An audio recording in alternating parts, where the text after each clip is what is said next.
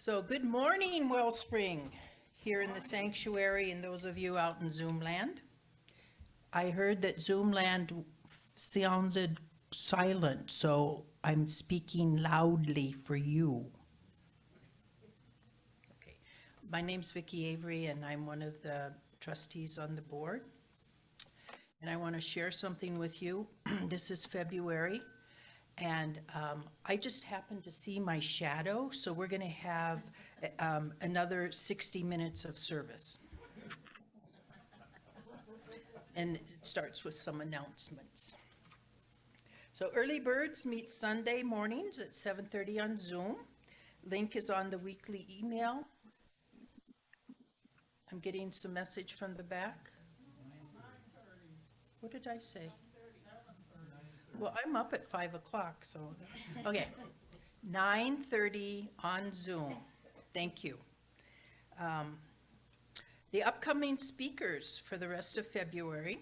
Today we have Peggy Shinn, and on the Wednesday the 9th is our board meeting, and we'll be discussing and getting things ready for our annual meeting, which will be next week on the 13th. And the speaker that day is Edward Burlbaugh, and then we will have our annual meeting after the service. On the 20th, Reverend Kamatara is coming down from Albuquerque, and then after the service, we're going to have a visioning to follow up with what we talk about at the annual meeting. And then on the 27th, Reverend Randy Granger will be back. So speaking of the annual meeting, it is next Sunday after the service, and we'll go over the financial report, the year in review, future plans, and that's where the visioning will be coming in. And then we will be having the election of new board members. And we do have some board member positions available, so if you are interested, please see Edward and volunteer. Be of service to Wellspring.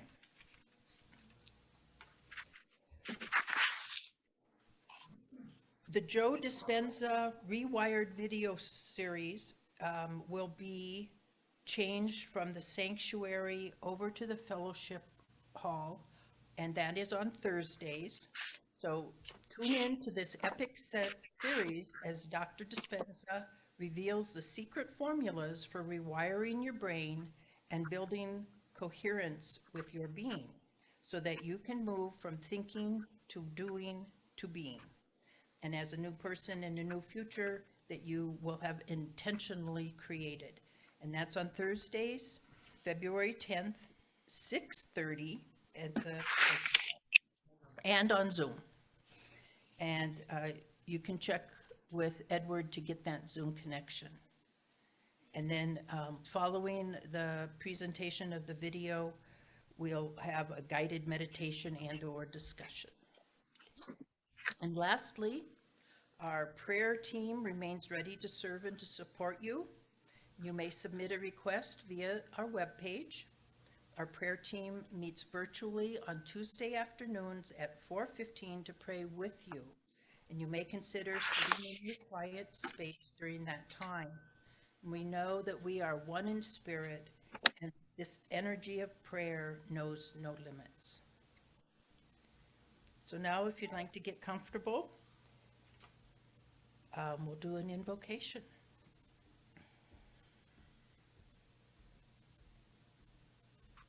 So gracious good spirit, Mother, Father, God, the all that is, that flows in, through, and around each of us, we are grateful for this time to come together as a spiritual community to love and support each other on each one's individual spiritual journey. We know that all is good and all is God. God is everywhere, God is everything, and we give great thanks for knowing this and feeling it and living through this. As we say together, and so it is. And now, if you are able to sing along or to stand to sing the Song of Joy.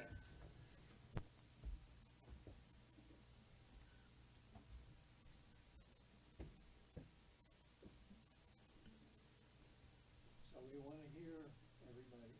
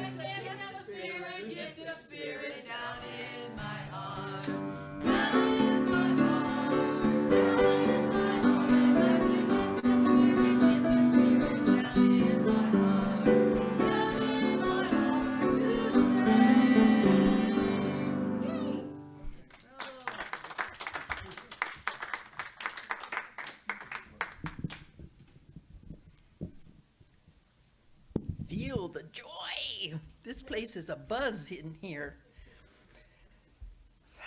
So if you'd like to be seated.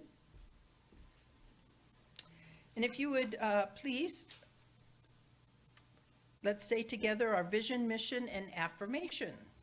Our vision, to elevate spiritual consciousness in our world. And our mission, to support individual spiritual quests through celebration, study, counsel, loving fellowship, and service. And our affirmation, especially during this month dedicated to love, we affirm and acknowledge that divine love is the source of all love. We know that divine love is constantly expressing through each of us. This love is expressing throughout our community and extends to all who touch Wellspring's path. Our hearts are full with gratitude, and we know that this is so, and so it is. And now we have special music. Doug Adams with a Z is back. He also has some CDs for sale next door too. Welcome back, Doug. Thank you.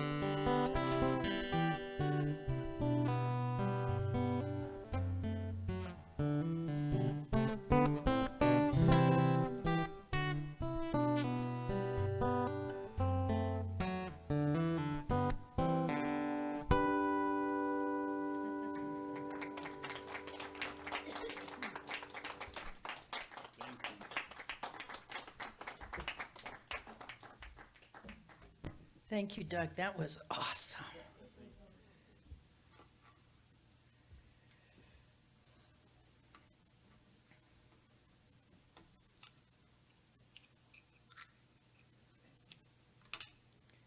It's always fun when it's time for the reading because I just open a book and the perfect thing is always right there. Spirit is great.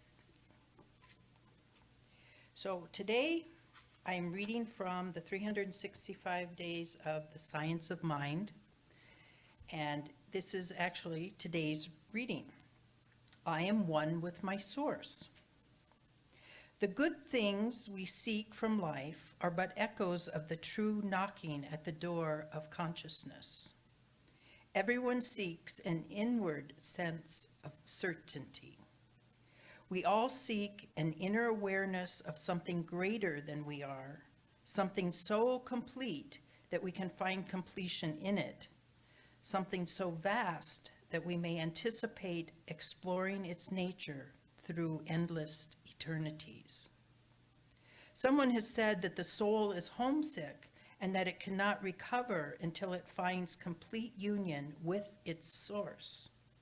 Intuitively, we know that such a union with a source of power must exist. If the pipe that conducts water from a high reservoir to our home becomes disconnected, it does not mean that the water has dried up at its source. So it is with our life. Its source is an infinite sea of energy, power, love, and wisdom. That which connects us with the source is our inner life, those thoughts and feelings that make up our consciousness. Through the spiritual practice of meditation, we are able to unite consciously with our infinite source and so allow the cosmic stream of good to flow to us in an unobstructed channel. I am filled with the spirit of love and gladness. We are filled with the expectancy of good things. The energy of life flows through each and every one of us. We have no anxiety for the future, no regrets for the past. Today is Spirit's Day in which we live and in which we greatly rejoice. And so it is. And now, it is my distinct honor to introduce our beloved Peggy Shinn, who is a member of the spiritual leadership team here at Wellspring. And I don't know if you know this, Peggy, but you've always been a role model for me Oh, on many levels. thank you. This is a woman with great integrity. She walks her talk, and we are so blessed to have her with us. Peggy Shinn. Thank you.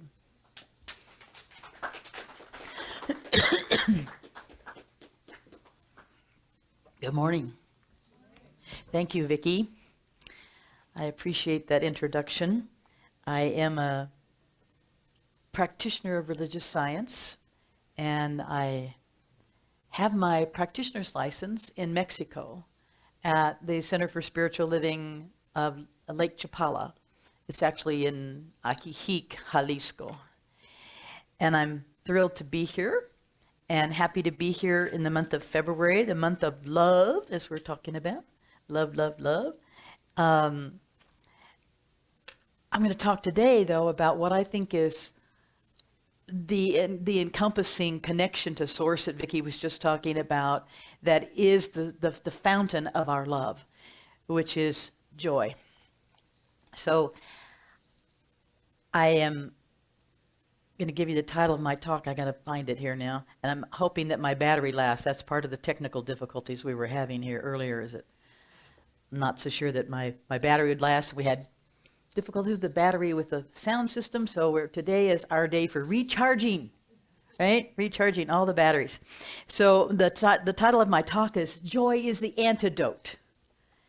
And since I had a lot of information that I wanted to share with you, some of which is of a more scientific nature, I have a bunch of stuff in my phone, and it was kind of important to try to get my phone going in order to be able to read you these things. But we were able to print it out, so I've got everything here. Now if I just keep myself organized. We'll do it. Great. So this past week, I went to my energy medicine therapist. And he has a machine that he hooks you up to, and it gives you all sorts of calibrations of different things of what's going on in your physical, mental, emotional, and spiritual bodies. So it's just like, holistic. And he said to me, Peggy, your numbers aren't looking too good. And he said, your joy index has got to get higher than your frustration index. And I've been thinking about that ever since he said that to me. He says, you got to keep this in mind every day, that your joy index has got to get higher than your frustration index at any given moment in order to keep all of that stuff in your physical body functioning properly. And so I was thinking about, well, Peggy, you know this stuff. You know what this is. What are you going to do about it now? It's kind of like, if you go to the regular allopathic medical doctor who gives you a diagnosis of some sort and sends you home with a prescription and a bunch of pills to take or something, are you a compliant patient? I'm not always the most compliant patient. But as I'm growing older, I'm starting to get the message that some of these things just need to be dealt with and can't be postponed. I'm not going to live forever, and I'm going to die sooner if I don't do some of the things I need to do. So I've been thinking about what he told me about this joy index or love index being higher than the frustration level. Am I the only one in the room that's living a life of sort of seemingly constant frustration? Just the atmosphere around me and in this country and all of these things is seemingly one of frustration an awful lot. And I have a tendency to overpack my schedule. This is one of the things I have to learn, to unclutter a lot of things in my life, starting with my time. And then I get frustrated because I'm running late. Like I'm trying to learn that hurry is not a lifestyle. And, I can hear you guys chuckling, so I'm not the only one here that has that one going too. So it got me to thinking about, so what are the tools that I know about, and what is the science behind this that I know that I could look into and give myself sort of a new structure or a new plan to keep my joy index above my frustration index on a daily level. And I was looking back in my mind, thinking back to other things that I've shared and talked about in the past, and because I always talk about what I know I need to hear. Whether it helps you guys or not, I'm happy for that.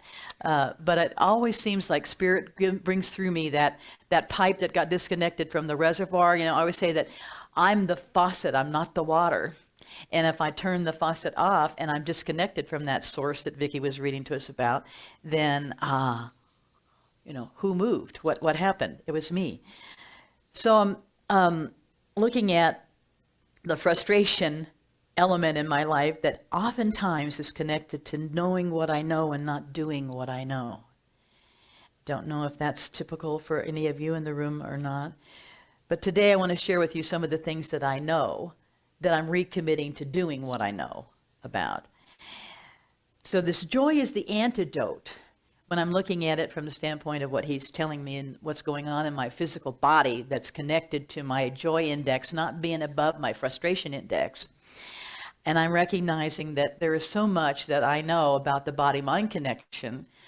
Duh, what am I doing, So I was thinking back on a talk that I gave a while back, and this idea of the antidote is that an antidote is defined in Webster as being not only the sort of cure or the remedy for what ails you, but it also can be the preventative for what could ail you, or a worsening of what is ailing you.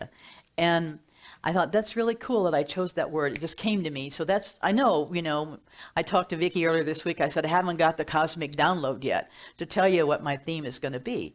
But it came, and joy is the antidote, when I started thinking about what my practitioner had told me. So joy is both the preventative and the curative. Now I want to talk to you a little bit about, I want to read you a little bit from the Science of Mind text of what Ernie has to say about, excuse me, but I see him as Ernie. I learned that from from Sandy Scott. Ernest Holmes, the founder of Science of Mind, in this book, The Science of Mind text, he talks about some of what Vicki was reading to us about too, this thoughts, feelings, and emotions that are part of what is that connection that we have to Source, and how it, kind of shows up for us in that way. And on page 243 in paragraph 2, he's talking about treating for a condition, a physical condition. And in that process, he says, you are sending out only thoughts of peace, love, and joy, and no irritating thought of anything can come back to annoy or obstruct the perfect functioning of every organ in your body. And then further back, he's talking again about the same sort of thing in page 3022, where he says, keep your mind on thoughts of happiness, which produce cheerfulness instead of depression. You should radiate joy and be filled with faith, hope, and expectancy. Some of those same words we heard from him in the 365 days that Vicki was reading to us a few minutes ago. So those are the things that I want to hold in my mind, that faith and the joy and expectancy of life being something to love. So science is known for a long time, really, in our world, since the 70s, really, that there is no question that there is a body-mind connection. Ernest knew that way back in the 20s when he wrote the textbook. This was published in 1943, but the original textbook was published in 1929.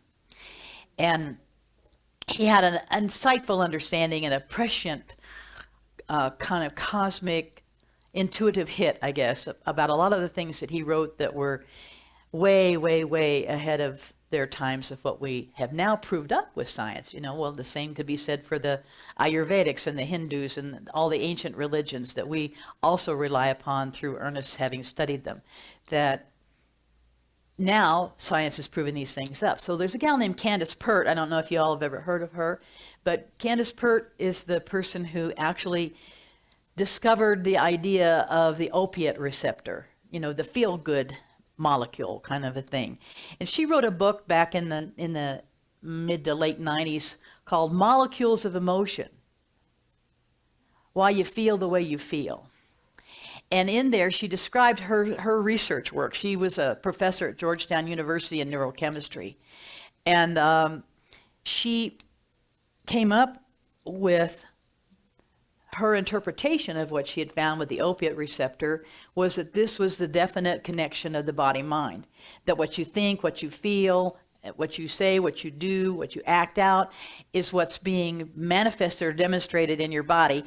And every molecule in your body has these receptors that are available to pick up that emotional current that runs through your body when you're feeling good or feeling bad, so that there's a characterization of what is a negative emotion, what is a positive emotion, kind of in her work. And I highly recommend the book. Many of you in the room didn't look like you knew or had heard of this, but I would suggest that you look her up, The Molecules of Emotion, or write me and I'll send you the PDF book. If you want to, send me an email, PeggyShinn@gmail.com. My name, 2 N's on the Shin, PeggyShinn@gmail.com. And I'll send you the PDF of the book if you're interested to look more into it. But in the book, she says the life of the cell, that is, what it's up to at any given moment, is determined by which receptors are on its surface and whether those receptors are occupied or not. And on a more global scale, these minute physiological phenomena at the cellular level can translate into large changes in our behavior, physical activity, and our mood. Now, there's another fellow that I think you have heard of because we're getting ready to start a series of studying him, Dr. Joe Dispenza. So Dr. Joe Dispenza, you might remember, some of you may have seen his movie, What the Bleep. Well, in What the Bleep, he kind of explains more about how this process works that Candace was writing about in her Molecules of Emotion. And he tells us in that movie that when a new cell is produced, so we're talking about every single physical cell in your body, when a new one is produced, it contains more receptors of the character of the peptide that it received that caused it to make the split in the first place. In other words, the parent cell, whatever that mood of the parent cell was, with what was hooking onto the receptors, and we're learning a lot about this with COVID, right? You guys have heard about things about the spike proteins connecting to the receptors, right? So that's how the virus gets into the cell. So when the new cell is produced, that parent cell, whatever mood it was in, and had more stuff stuck on its receptors on the surface, is what then caused it to grow to the point where it needed to split. So what Joe taught us is, from his research, is that whatever happens at that time, the new cell that's been created has more of that same peptide that's reproduced in the second cell. So if the first cell were stuck in depression, then the next cell that it produces has more receptors for those depressive thoughts than it has for others. There's supposedly something like, I don't know, depending on what kind of cell it is in your body, anywhere from 75 to like 1 million receptors on the cells. So it's hard to know what the balance might actually be. But he says the new cell will have more receptors for depression, if the parent cell had that, and fewer receptors to receive the feel-good peptides. So given what we know about the role of emotions and thoughts with peptides and their receptors, you can see the chain of events that takes place as new cells are created according to how you are thinking and feeling. Well, the good news is we know how to control what we think and feel, right? I mean, are we religious scientists? Yeah. We know something about how this works at that level. It's just a matter of doing what we know. The old thing that I was giving you a month or so back, the doobie, doobie, doobie, doobie, doo, right? So the good news is we can control that.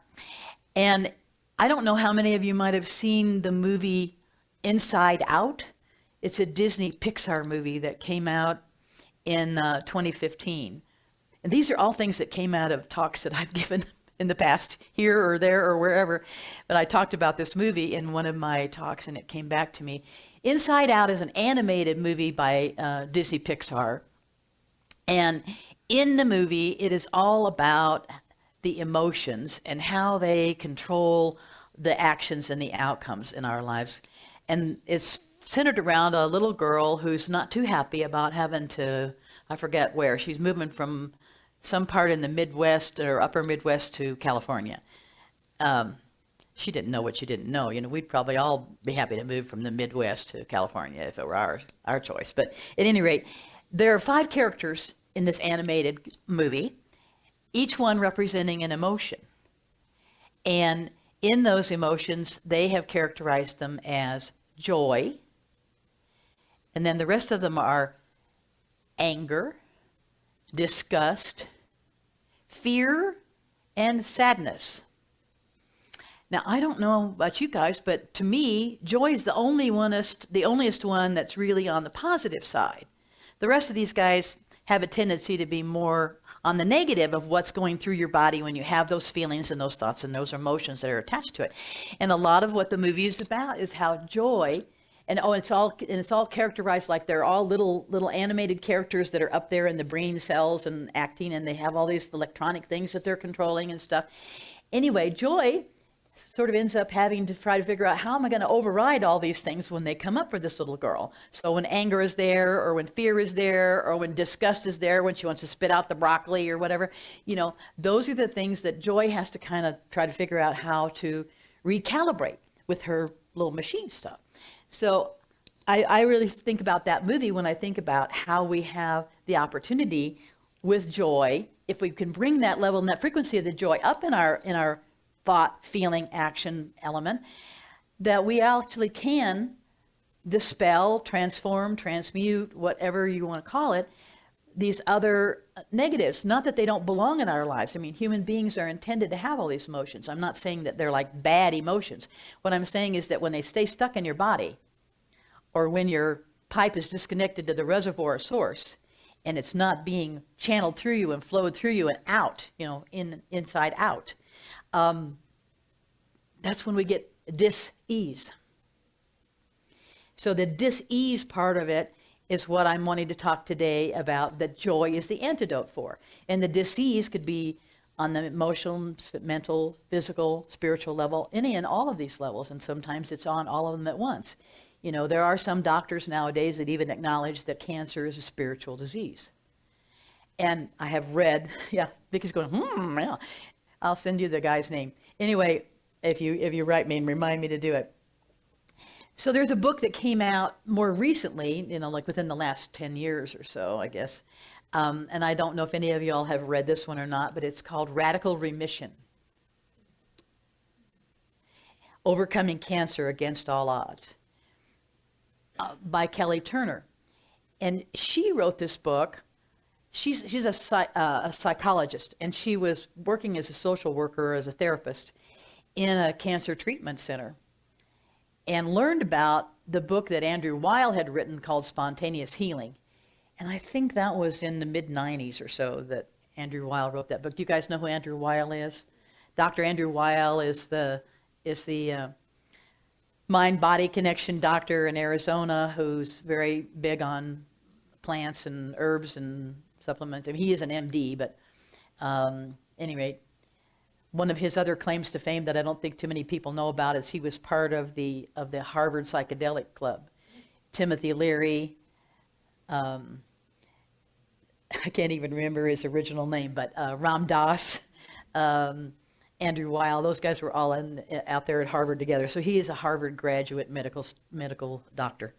Anyhow, Andrew Weil wrote this book called Spontaneous Healing, which was about because that's more what the medical community called it. If you had a terminal diagnosis and you didn't die and you got better, then it wasn't attributed to medicines and therapies and whatever, because they were expecting you to die. Medical science in the U.S. allopathic world had given up on you.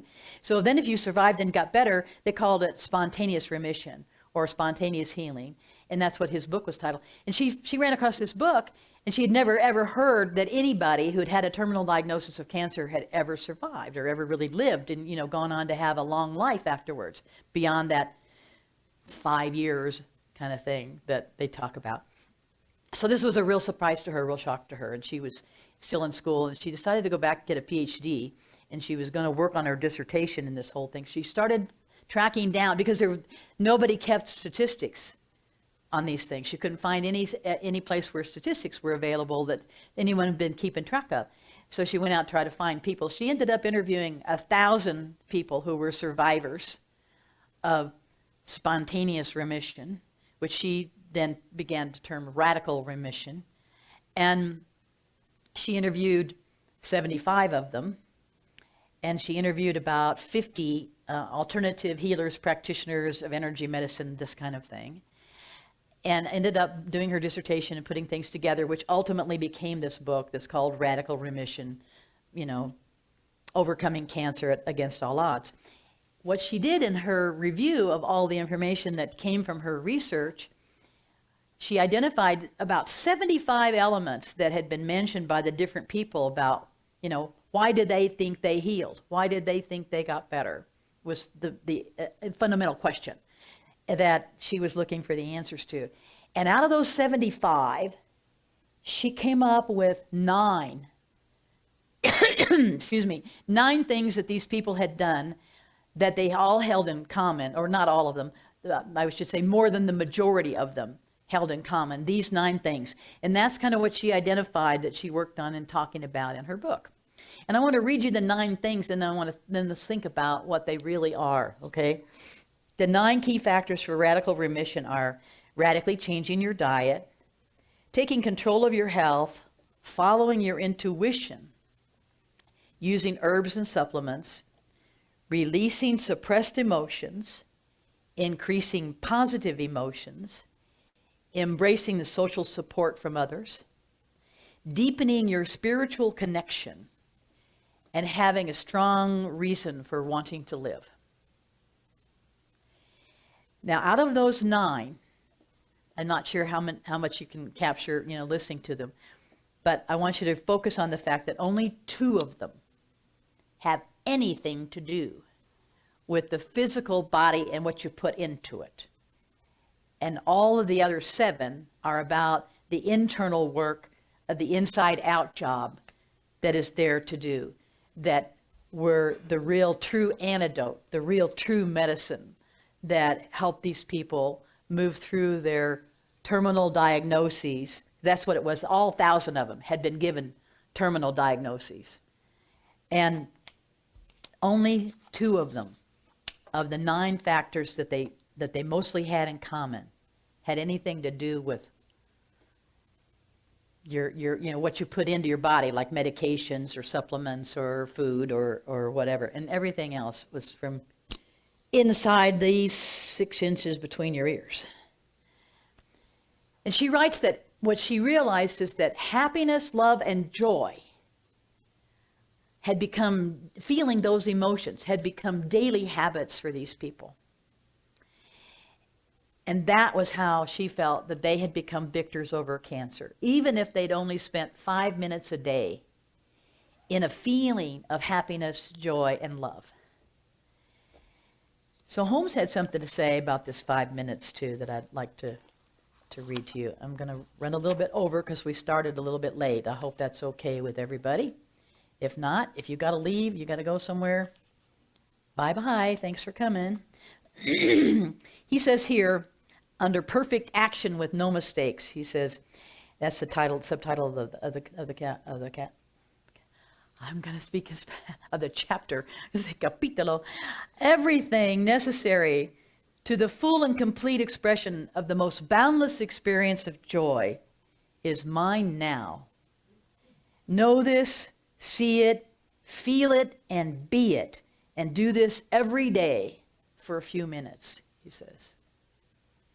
So you ready to repeat after me? If I say everything necessary to the full and complete expression of the most boundless experience of joy is mine now.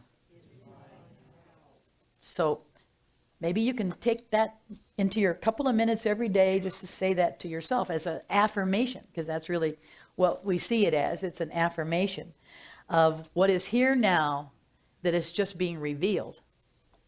It's not out there somewhere in the future, when, if, after I, it's now. So she has in her book a prescription for fun that I want to tell you a little bit about and see if you're interested in having this be part of what you might consider including in your 5 minutes a day to get to that joy, joy, joy, joy down in your heart. When I heard you playing that when I came in, I thought, I don't know if he's going to play that today or if he's just, fiddling around while we're waiting to get started, warming up or whatever. But I was back there in the room waiting for Edwin to get the battery stuff figured out when I heard that song. I thought, joy, joy, joy, joy. I learned that song in Girl Scouts. That was a long time ago. This is my birthday month. So that would have been when I learned that song probably over 65 years ago for sure. But my daughter pointed out to me on the phone yesterday that my birthday this month is auspicious in many ways. And I hadn't even really thought about the date. So I'll give it away. It's 2/2/2022. And so I'm thinking, gosh, you're right, And you add up all of that, in numerology, it becomes 1. Because it's 5 2s times, but the 0 doesn't count, 5 2s times this 10, and then it becomes 1. And I will be 75. So it's all these, so she's telling me all these things that are so, and I said, and I'm thinking to myself later, you're not even thinking about this yourself, Peggy, and it's your own day. So, but happiness and joy can come from others and the support of others, right? As Kelly Turner's talking about in the book that I was reading you from. Anyway, this is her daily prescription for fun. Start every day with a smile and a feeling of gratitude. You can start like right now, all of you in the room and on Zoom, smile. Takes fewer muscles to smile than it does to frown. Start your day by watching a favorite YouTube video or subscribing to a joke of the day in your email service or flipping through old photos. Whatever it is that can get that smile on your face and that lightness in your heart before you even get out of bed, if possible. And write in your gratitude journal by your bed the 5 things that you're grateful for before you get up each morning. Remember, I've talked to you about the 5-3-1. Then the next thing is monitor your media. I call this part of minding your mind. What you let in can stay in there and, rumble around and create all these feelings and thoughts and resentments and upsets and all that stuff that, again, is finding those molecule receptors on the cells in order to jump in there and become a part of who you are.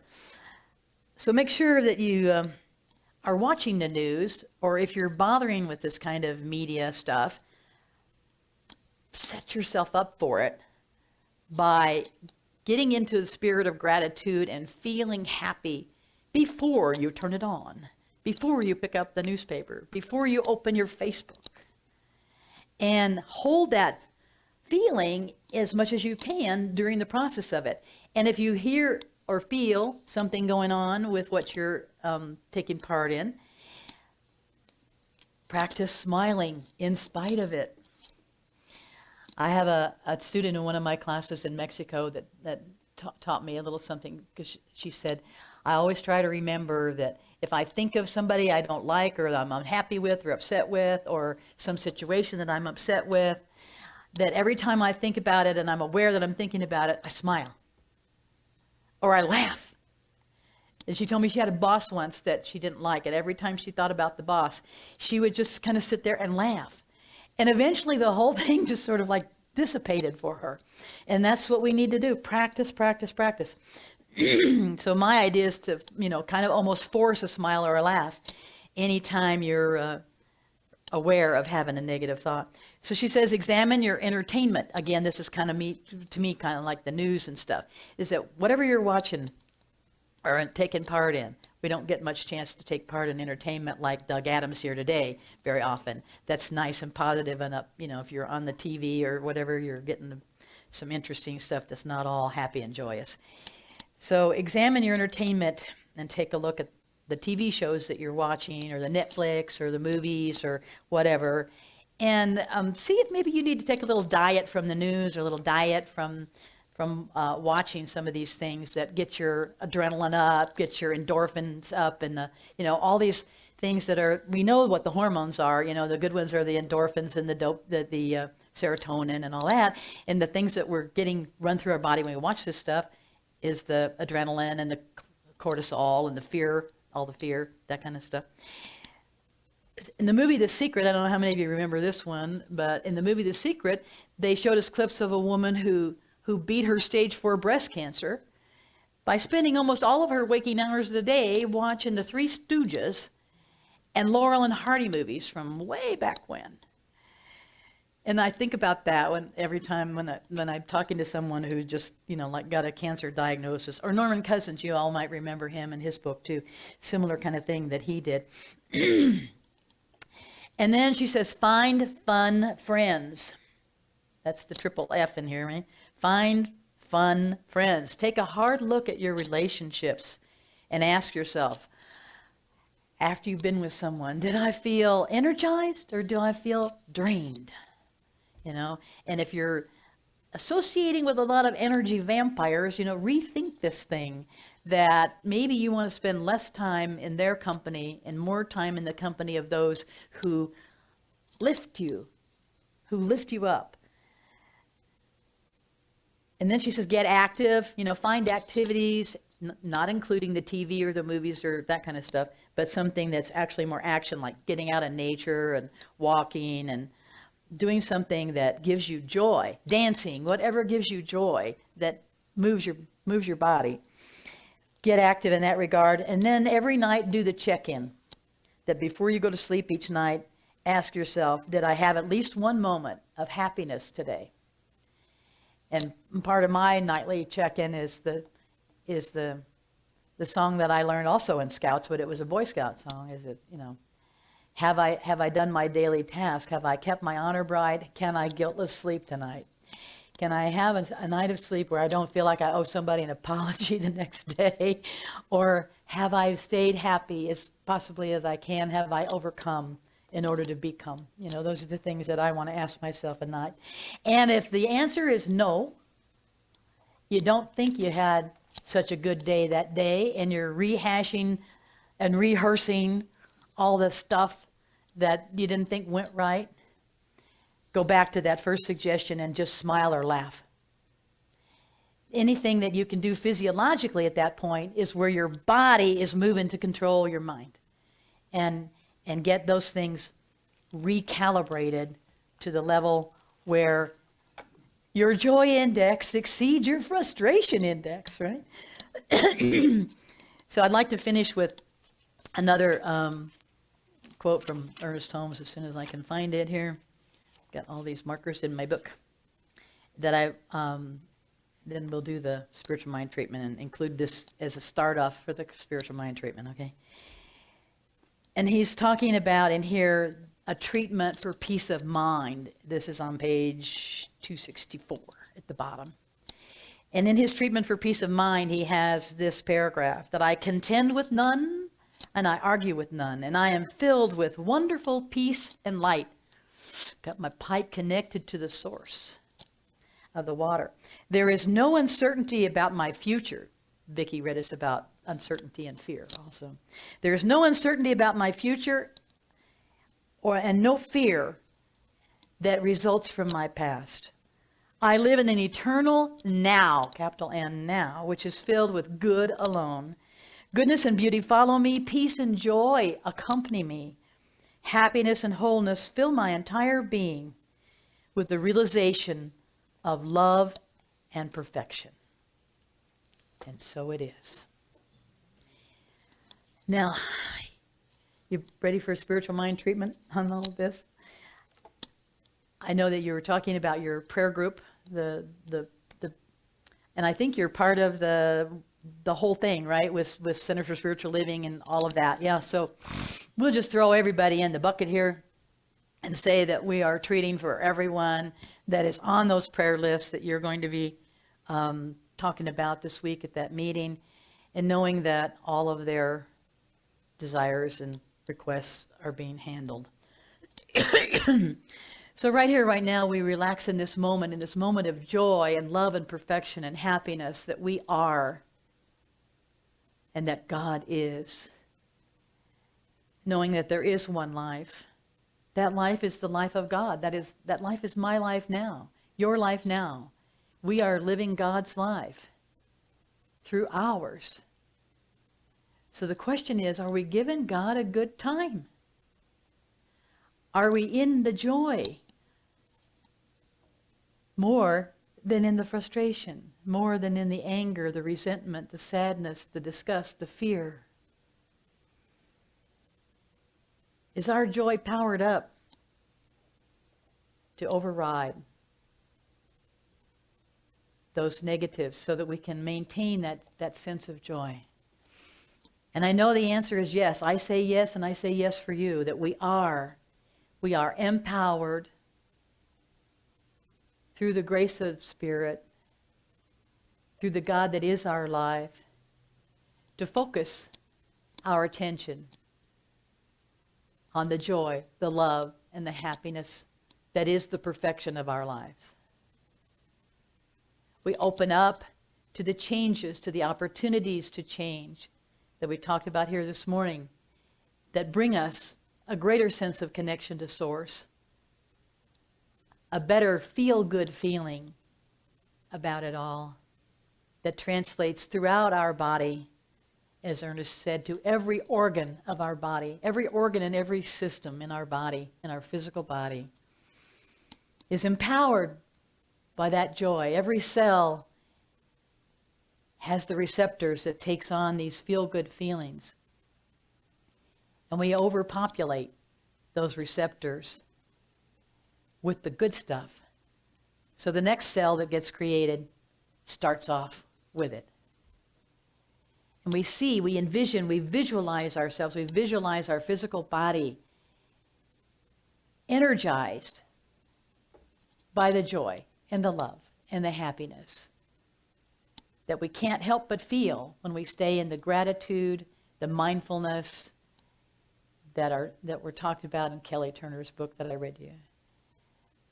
We are in that mindfulness and that awareness that joy is who we are, how we are, and what we are, right here, right now. And in great, great gratitude and appreciation for the teachings, for the understandings, for the scientists who are proving up the strength of our belief in the body-mind connection and in our ability to control our thoughts and feelings to improve our lives.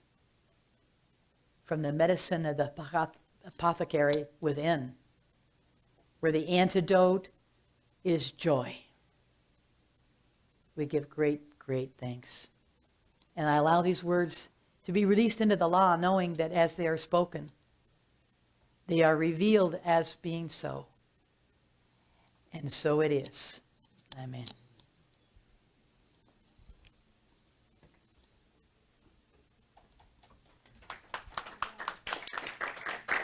Thank you.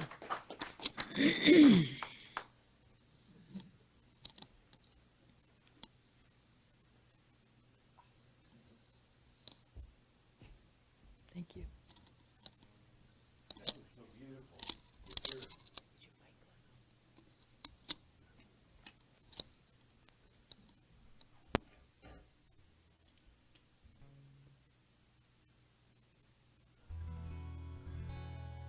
Do you remember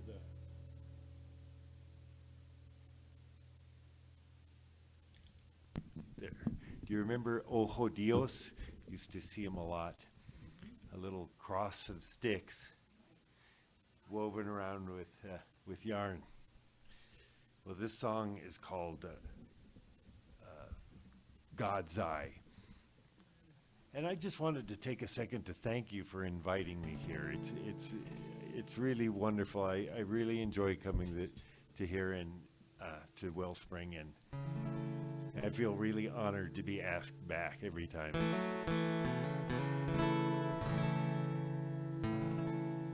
From New York to San Francisco, from the island to the bay. Whoop. Let's reboot. I started in the wrong key and it sounded fine, but later on in the song I might have gotten in some serious trouble. There we go.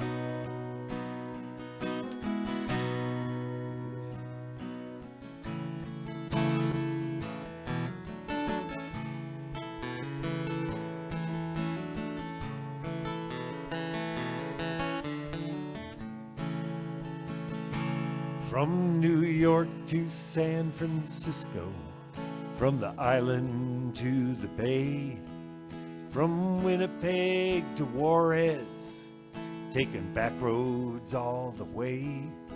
The Mississippi, the Missouri, the Colorado and the Rio Grande. Every mile they flow through swamps and cities, canyons and delta sands. It's not that far in God's eye. From the tip-top peak of the Matterhorn to the bottom of the Indian Ocean, from Yang to Yen and back again, desolation to devotion. From Nebraska to Damascus, Albuquerque to the Ivory Coast. From your very first breath to the rattle of death, Islam to the Holy Ghost. It's not that far in God's eye. It's not that terribly far, and it's not that staggering hard. Quicker than the blink of an eye, no heavier than a sigh, no planet so high. In God's eye.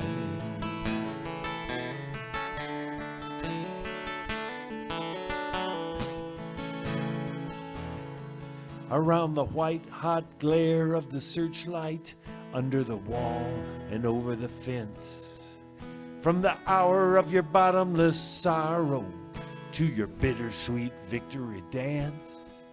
From the age of ice to paradise, from home to foreign shores. From rags to riches, straight back to the ditches. From my heart to yours, not that far. In God's eye. It's not that terribly far, and it's not that staggering hard. Quicker than the blink of an eye, no heavier than a sigh, no planet so high. In God's eye.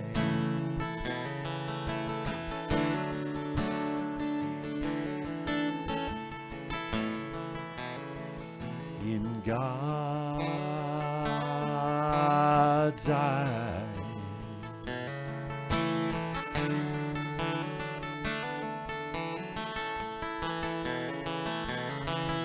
In God's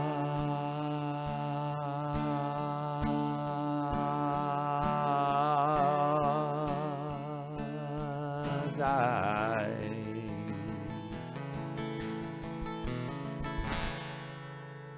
And so it is.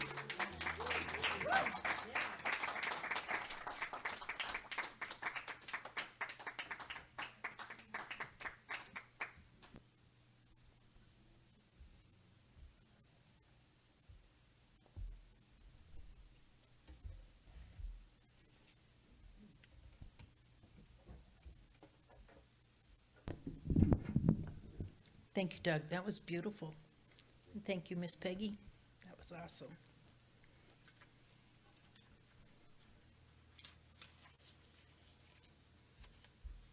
There we go.